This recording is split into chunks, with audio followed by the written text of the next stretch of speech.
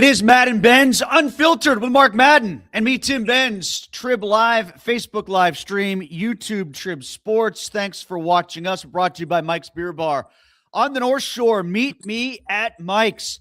Hockey getting back to the NHL ice surface coming up this week, so you can watch all hockey games at Mike's across the street from PNC Park at the base of the Clemente Bridge. 80 rotating taps, 500 available craft beers. Get yourself a steak and a stone and meet me at Mike's. Mark, let's start right there. Team USA claims gold over Canada. What'd you think about the game, how it played out, and how it ended? Well, I knew it was a crazy game when I saw Austin Matthews back-checking. It was like a UFO landed on my front porch. And now Jack Hughes, who's America's new sweetheart and superstar after getting the overtime goal. All that was impossible as a New Jersey Devil, Tim. It's a boring team in a boring area. But now, because he put on that USA jersey and scored one goal, everybody's going to be talking about him for a long time. Quinn Hughes could have been the tournament MVP, but now he's the other Hughes brother. Just some weird storylines coming out of there, but very entertaining ones as well. And honestly, Connor Hellebuck should have been the tournament MVP. Connor McDavid was, which does not serve him well. After that Conn Smythe, when Edmonton lost in the final a couple of years ago, he's now the MVP of the losers. But I think more than anything else that winning the gold medal vindicated Billy Guerin and Mike Sullivan. Guerin, because a lot of people, including me, disagreed with his roster assembly, and Sullivan, because frankly, he hasn't gotten results since 2018, not having won a playoff series since then, and more currently, presiding over the New York Rangers' absolute collapse this season. Referring to Guerin's roster, I thought they should have included, more of the high-octane guys like Robertson and Caulfield and Hudson, but two guys from Pittsburgh, Vince Trocheck and JT Miller, who were included as role players, played their roles to the hilt. The USA was a perfect 18 for 18 on the penalty kill, which involved Vince and JT, and killed off that 5-on-3 against Canada yesterday, which also included Vince and JT. So I think the biggest story was that a team that was perceived to have made mistakes in the assembly won anyway, which of course makes every one of those decisions correct. You talked about back-checking. One guy who didn't back-check was Cale Makar, getting back on the goal that eventually Jack Hughes scored. He had the puck tipped away from him, and then he kind of glided back into the defensive zone. He was en route to being one of the Canadian heroes for this one, and who knows, if he scores in overtime, maybe it's him that's named the MVP instead of McDavid. They voted for that after one period. Well, that's true, but then again, yeah.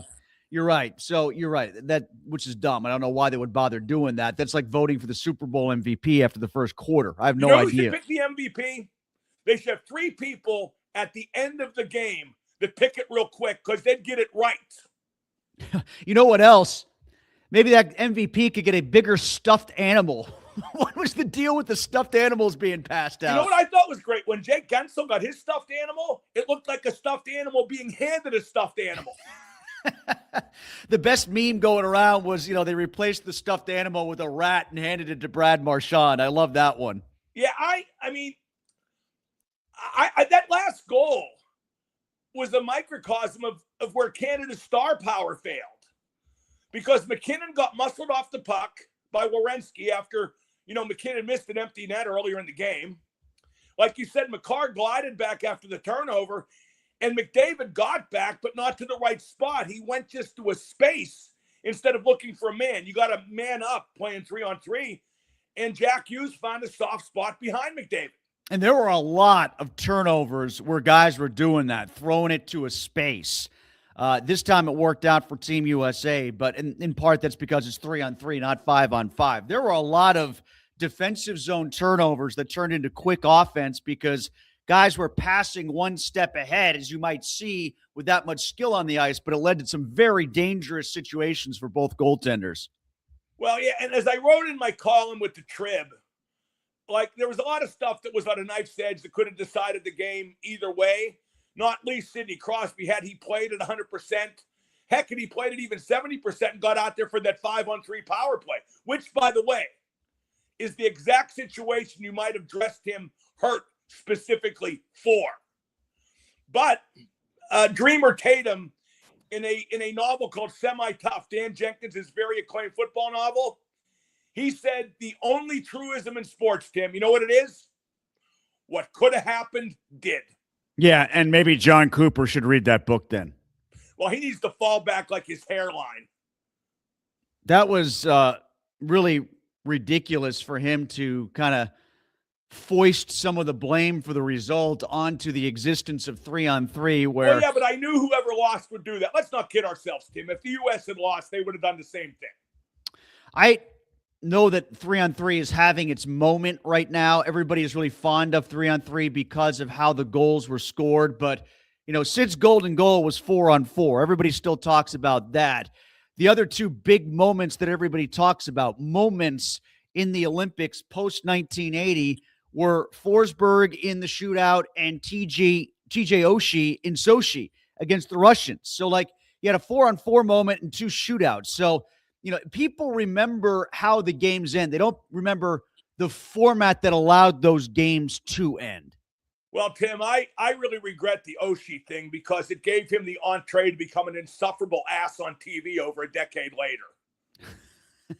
And they didn't even win a medal in that situation either. Yeah, and Russia wasn't there these Olympics either. That needs to be said.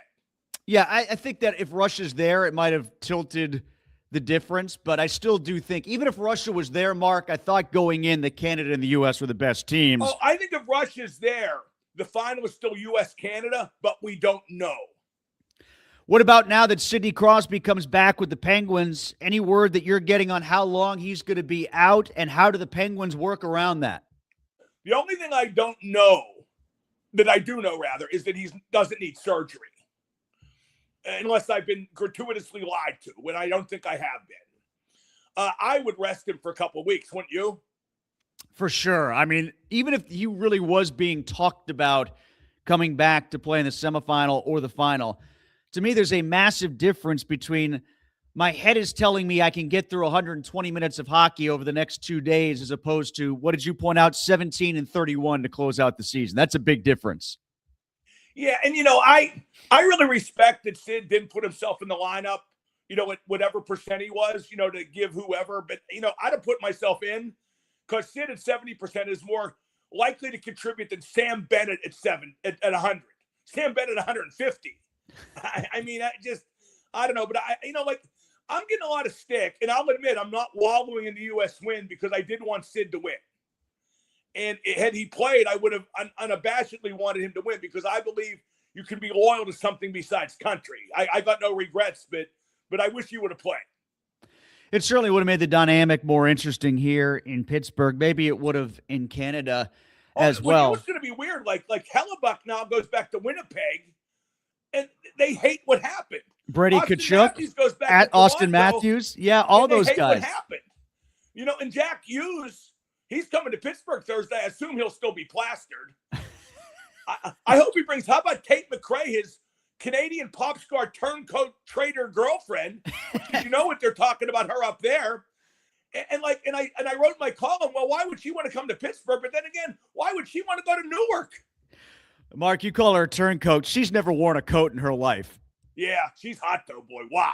Yeah. The less she wears, I think as she goes along in her career, it seems to be more and more obvious, but no one's complaining. I'm finally at the point where I feel creepy even talking about somebody that age. Yeah, I don't know if she'll make an appearance at PPG Paints Arena, but Hughes is going to get a standing ovation just like Ryan Miller did when Ryan Miller came back here. No question. How about who was it?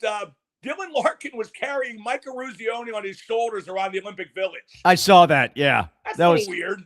That was funny, though, and I get that NBC played up the whole connection with Kurt Russell reading the Open and kind of doing the had nothing to do with it. Little tip of the cap to the Miracle on Ice team because it was the 46th anniversary, but that's all that was. It was a historical calendar footnote. This wasn't USA versus Russia. This was Ali versus Frazier. This was Lakers Celtics. This was Yankees Red Sox. That's right. There was no underdog here. All right, so what do the Penguins do if Sid is out for a while then, Mark, especially as the trade deadline is fast approaching? Do they allow? Yeah, the trade deadline stuff, I don't get the conversation. They're not going to do very much in terms of getting and probably nothing at all in terms of dumping. They could, because they have the space to add and they have the assets to add. I mean, I guess but can't we forget they've been losing money at a steady clip for quite some time. Whether new ownership ignores that, I don't know. But I just don't see the need to go out and get. They're not a team that can win a Stanley Cup. Okay, they could add if they got Jason Robertson right now for nothing, they're still not going to win a Stanley Cup. But they could keep him for a couple years hereafter. Right. But they're not going to. But the point is, this is not a team that needs to sacrifice any future. It needs to continue on the path of its process. We were speaking extemporaneously on the podcast about how to shuffle things around if Sid's out for a bit. And I floated the idea of putting Kindle between Raquel and Rust, keep Gino with Chinikov. It sounded like during the podcast you warmed up to that idea. Is that still what you would do? Yes, that is what I would do. I only because I don't want to sabotage Chinikov, who right now arguably is the hottest shooter. Yeah, let's see if the Olympics slowed him down at all. But he was playing great going in, and I think I'd love to see Kindle after some much needed rest during the break. Get between them two guys. The combination of the rest and a bit of a job promotion could really accelerate him coming back too. How do you think Carlson's going to look now that the Olympics are over? Is that a concern? Yeah. I mean, yeah. I don't know. I mean, we'll know right away, I think. That's for sure. Well, actually, and didn't he take an extra day coming back too? I think he stopped to shoot craps in Vegas. Like remember a couple of years ago? I expect Carl will probably have a bit of a down surge initially, but I think he'll keep playing good. But yeah, you wonder because maybe preparation for the Olympics is why he played so good up till now. Mark, before we get to a cursory mention of Steelers talk here, one thing we didn't discuss when we had our podcast was the passing of Bill Mazeroski, which, that hit home to me. I really liked Maz. I interviewed Maz more than a handful of times during my time in Pittsburgh. He was one of the first big interviews I had, I thought, on our show when I was on after you over at 1250 early on in my career. I'm really upset to hear about the news. As much of an icon as Pittsburgh sports has ever had, what about your dealings with Maz, and how did you take that? Well, we had Maz on the show a number of times, and it's a very sad day for me. And I knew that Maz was probably in trouble. Well, he's an older gentleman. He was 89. He led a full life. And the last few years, we were unable to get him on because, he just didn't come on. And that's when somebody who's come on previously stops and he doesn't hate you for something you said, it's just, not probably health related. Like Dave Parker. We got Dave Parker on the show. Dave had problems with Parkinson's, obviously, down the stretch. But we called him up and we told his wife, listen, just call when he's having a good day, which he sometimes did, right? Yeah. So he called, we put him right on, and that was a very memorable last appearance by the Cobra, who I also liked very much. But Maz really hits home with me because he was my favorite Pirate as a kid. And I wrote him a fan letter, the first time I ever wrote a fan letter as a kid, and he sent me back an autographed postcard, which I still have and will always treasure.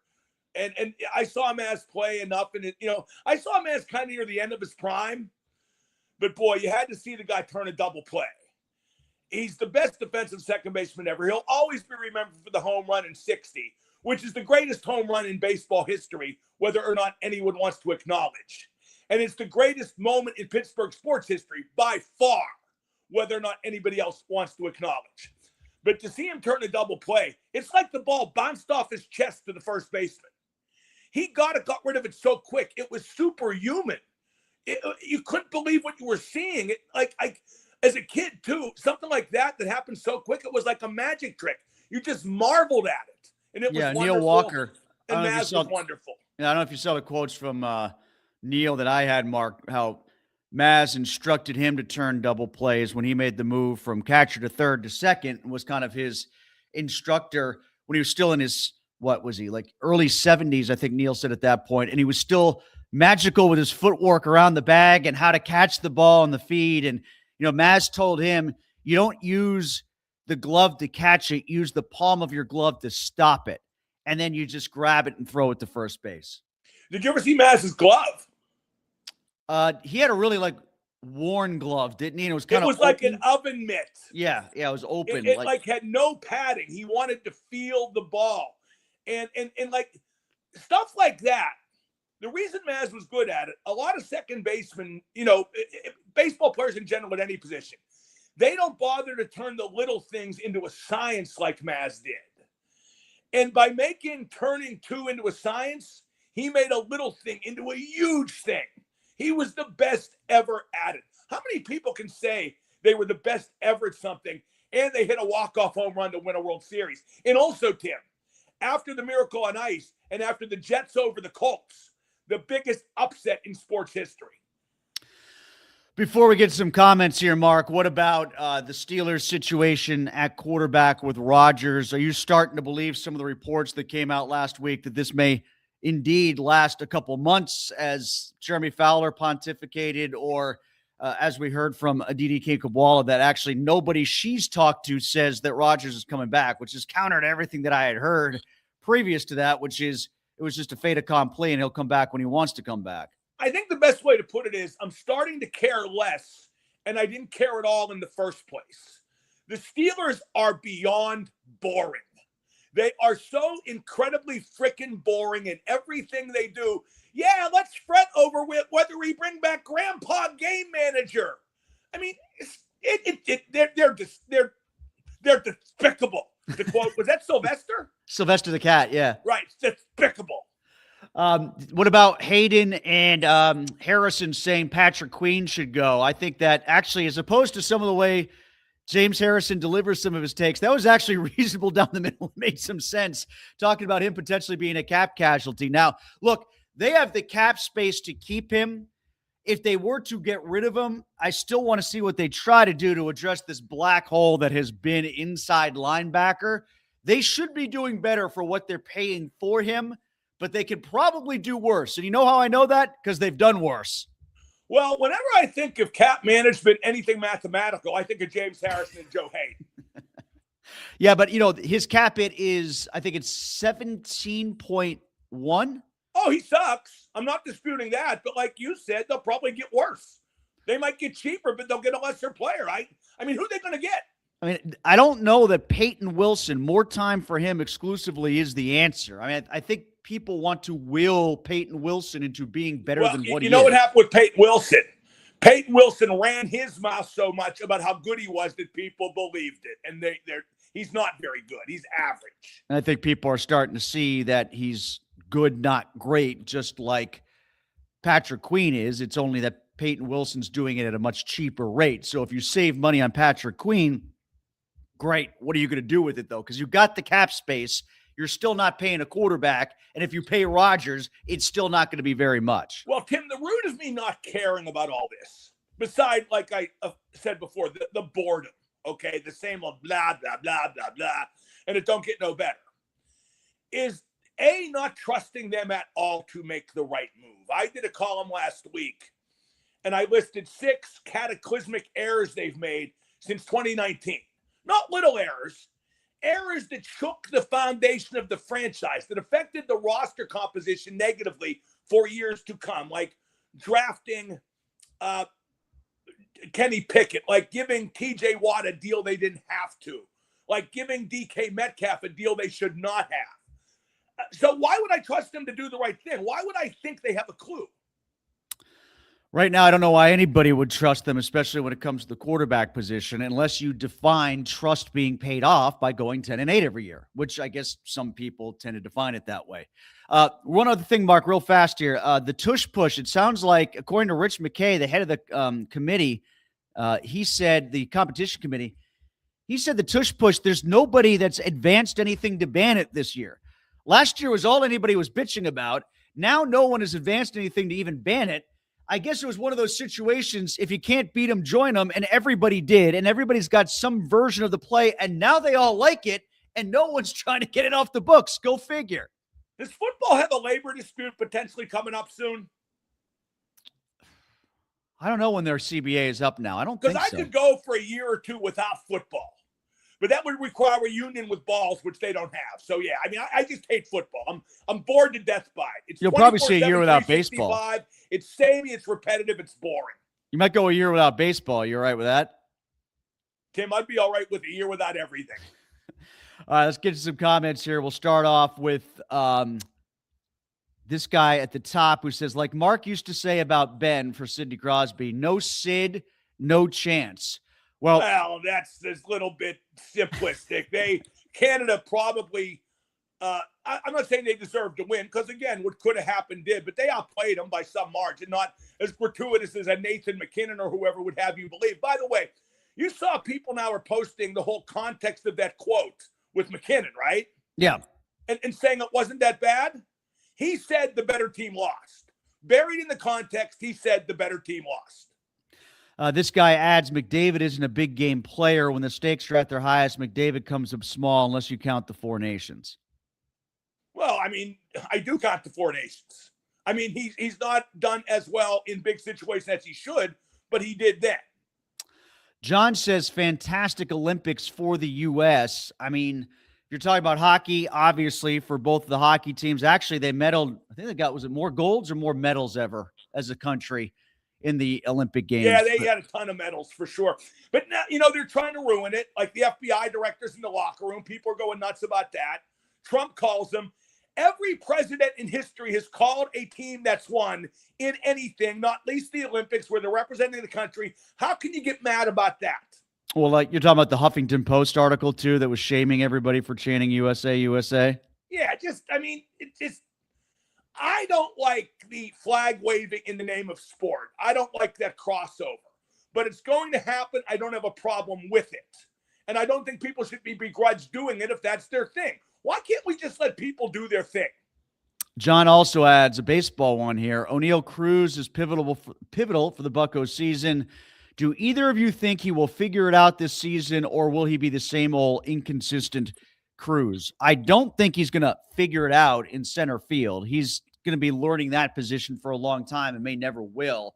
And eventually you're just going to have to get potentially to understand that he is what he is. Maybe he is already, and because of his ungodly talent, we keep waiting for it to manifest, but you got to make contact with the ball occasionally too. Well, Parada, who I think is the best baseball guy around in Pittsburgh, Parada said that if Cruz doesn't have a breakout there this year, he's not gonna. That like he's kind of that's his informal thin red line where if he doesn't do it now, he's just not gonna. And I tend to agree. In fact, I tend to think he's probably crossed that line already and just isn't gonna. I think he's like a 20 home run, bunch of steals, too many strikeouts, hit 210 type of guy. When Canada kept missing golden chances by McDavid, this comes from Garrett. When Canada kept missing chances by McDavid, Celebrini, McKinnon, you could feel it was only a matter of time. The best team doesn't always win. New York Islanders 4-3 overtime against the Penguins. Yeah, I never felt it was a matter of time. I mean, I don't think that game had any connotation to it besides exactly what happened. I think a lot of games don't speak for themselves. I think that game left nothing to hide. It was all in plain sight. This guy named Mark says all of the Penguins' major moves have to come in the offseason. I don't think they have to. Like I said, they've got the cap space to play with. Yeah, but Tim, you keep coming back to that. They're just not going anywhere this year. I mean, what do you think their ceiling is if they go out and add somebody? At most, a first-round playoff win. But again, I'm not just talking about this season if it's a guy of Robertson's capability. If it's a keepable guy beyond this year, go get him. It's tough to make a deal like that at the deadline, and Dallas just isn't going to trade Robertson given their status as a legit contender. Well, if it's nobody besides him, then yeah, I think there's a tough fit that's worthy of going out and getting that's truly going to help him, especially if Sid is out for an extended period of time. Yeah, I mean, Kyle has got the team to where it is and where it's going, making a series of great little moves. That's what I think is going to continue. I think the big move comes at the very end of all this, and we're not near the very end of all this. Here's one that talks Steelers and Penguins. We'll start with Penguins first. What percentage chance do you give the Pens of making the playoffs, considering the hard schedule and Sid likely missing some time? I'm going to say it's more than 5. I think how they deal with their cushion while Sid is out will probably lock down a playoff spot. I think if they maintain, what are they, like, they're 5 or 6 points clear right now? Yeah, that's, well, 5 or, I got to look it up, but I think it's 5 or 6 points clear of third And then I don't know where they are exactly versus the wild cards. Let me Well, look. all the wild card doesn't matter. They got to finish third. So I think if they're still, They got 70 points, Mark, and Boston has 69 as the bottom wild card, and the Islanders have 69 as the third team in the Metro. Yeah, but who's the fourth place team in the Metro? The fourth place team in the Metro is Washington with 65. So they're 5 points clear, safe in the playoff spot right now. If they can maintain that while Sid's out, they're going to be good. He adds, Steelers-wise, there's no need to talk about the Steelers quarterback. They're 100-1 to win the Super Bowl.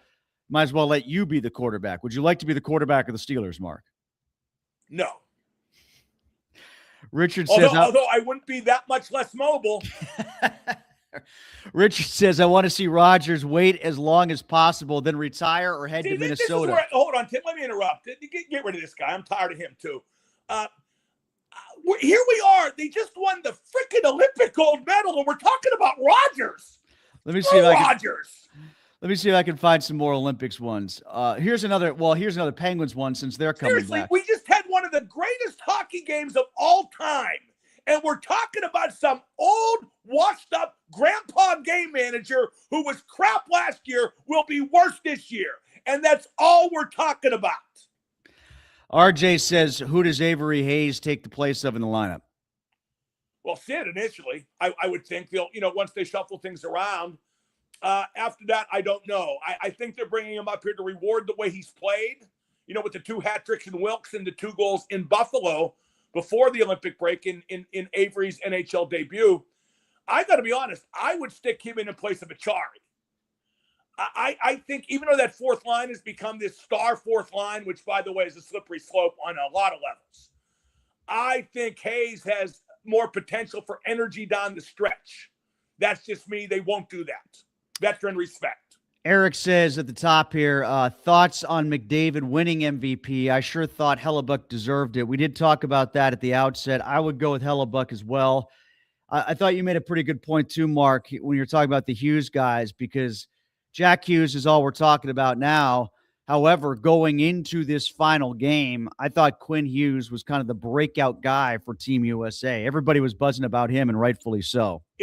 If Jack hadn't scored the overtime winner, he'd be the other Hughes brother.